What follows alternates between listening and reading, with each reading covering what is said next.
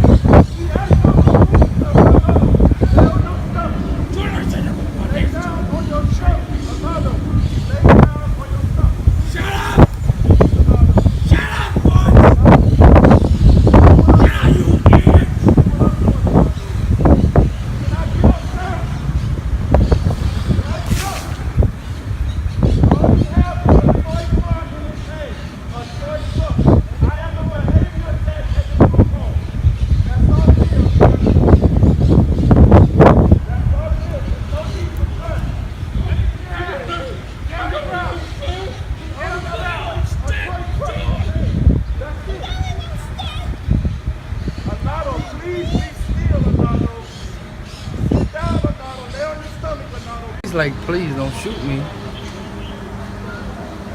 But why they shot the black boy and not the fat boy? You know, because they be with the blacks, you know.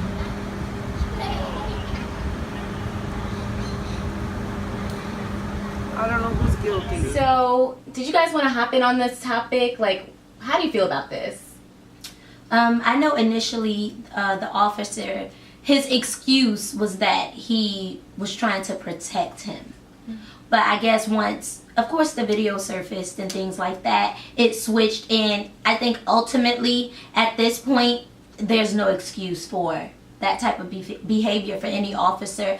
And especially in this case, in a lot of cases, they'll say like, oh, they weren't cooperating or they were resisting. He was literally laying down with his hands up, and he was following all orders of the officer. So they had no excuse at this point. So the officer, he had nothing. It was nothing more he can do besides fess up to, you know. Yeah, and I think in this case, what made it extremely interesting was that someone who, you know, the person was recording the entire time and actually caught him saying, like, you know, it's not a gun, it's not a gun. And to me, it's even crazy that he felt the need to repeatedly say, it's not a gun, it's a toy truck.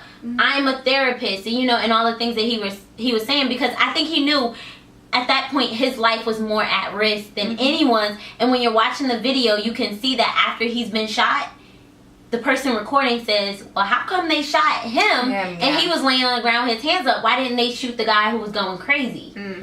But why they shot the black boy and not the fat boy? You know, because they be with the blacks, you know. And it's like, that's a very good question. Like, I want to know. Definitely. It's wild because the person who was the threat was his what is it called? When you're a patient. Thank you, guys.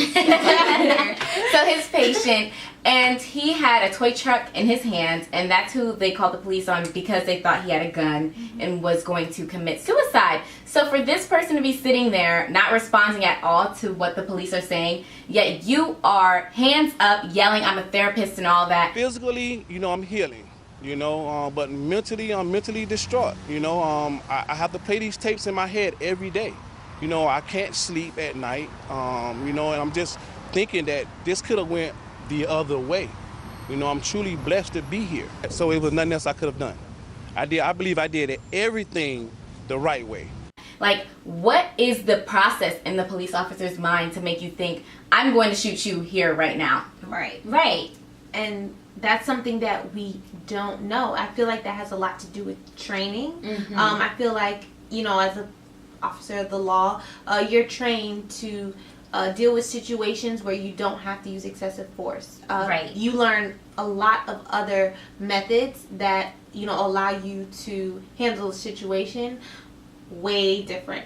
And I also feel like, is this the new norm now? Like, is this what we're going to have to do? There's videos surfacing of how to behave when you're getting pulled over. So now we have to keep our wallets on the dashboard. We have to keep our hands on the dashboard. We have to keep our hands out the window. We have to put our hands up and verbally say, I don't have anything. I don't have a gun. Like, this is just the new norm now. That's the first thing. And they're making it like acceptable. That's Right. the issue for me, is that it's kind of being treated as if it's acceptable. And I 100% understood, you know, I don't agree with a lot that Don Lemon says. But when he said, you know, I shouldn't have to talk the way I do when I get pulled over, saying, yes, sir, no, sir, I don't have a gun. I don't, like, I'm a grown man. And that's what he said. I'm not a grown man, but, you know, he's like, I'm a grown man. I shouldn't have to talk to another grown man like that. But let me just say, I am one who always says that you should comply with police officers, especially as a man of color. That's when I'm exactly stopped by a correct. police And officer, I tell my kids the same officer, thing. why are you stopping me? Yes, officer, or whatever. Now, I am an American. I shouldn't have to do that. I shouldn't have to be yes-sirring anybody, right? I'm a grown, you-know-what man. You don't in have to say America. sir, but if he's giving you the law, yeah, but I okay. do it because I want to stay alive. That's why I do it. I shouldn't have to. Now, my friends, my white counterparts, don't do that.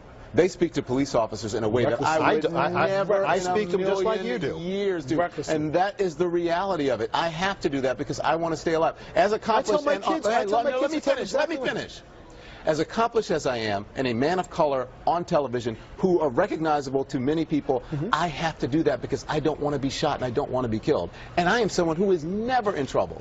The only time I'm ever stopped is for something stupid, riding a skateboard on the sidewalk. That's the kind of crap I'm stopped for, not for anything else. It's one thing to respect your authority, but it's another thing to demasculate somebody and like make them feel less than. And to me, that's not cool that men, because women do too, but I feel like for the most part, men are made to feel like, you know, they are less than others, especially cops, you know, when they getting pulled over, because they're not going to want to respond in, I guess, the most respectable way if they feel like they're being disrespected, which anyone wouldn't. It's human nature not to react a certain way.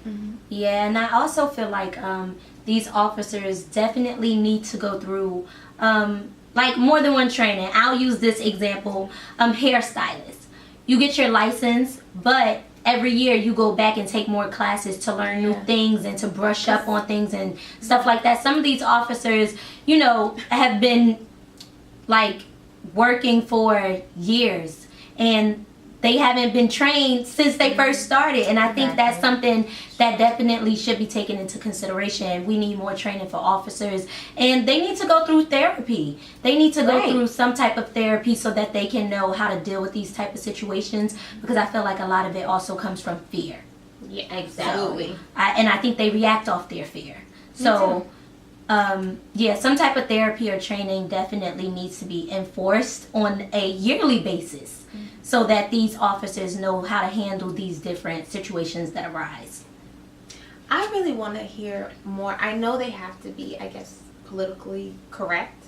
I really want to hear from more cops, you know, people who, like, you know, really feel a way about what's happening. Like, can you guys give us some insight on your colleagues and what's the thought process? And when you're in certain situations, granted, we're human beings, so we naturally get nervous, you know, but you guys are supposed to be trained. So what's going through your mind that you suddenly can no longer, you forget your training? I think there needs to be like more understanding between civilians and police officers, because we don't understand their train of thought and they clearly don't understand ours. I mean, I understand it can be stressful to be a police officer. It's stressful at every job. I'm stressed at work every day, but you know, my life is not on the line, so I guess that's the difference. That's a major factor. Yeah, I guess that's like a huge difference, but it's like maybe if they opened up a little more and made it clear what it's like to be a police officer instead of just trying to force their authority on us as much, because it's like at the end of the day, you're a cop, but you're a civil servant, so you know you are working for the community. So treat me as you want to be treated, because I could literally be like, I pay your bills. Exactly. But like another thing with officers, I feel like, you know, like you said, their lives are on the line, but you signed up for that. Yes. Honestly, you signed up for that. You knew what you were getting into, and I just feel like when you sign up for something like that, just like if you sign up for the Army, you have to make sure you're mentally prepared for it and what's to come. So you should be held accountable for even if you every sign up to action. be a teacher, any job that you Exactly. hold. Right. Yeah. Exactly. You're held to that standard and you maintain exactly. it. Exactly. So, okay, you guys, we would love if you could comment on how do you think the relationship can get better between the police and the community. So please share with us. And we'll be sure to respond. Absolutely. And if you're a cop, please respond. Oh, We'd love to hear your Yes, feedback. Great.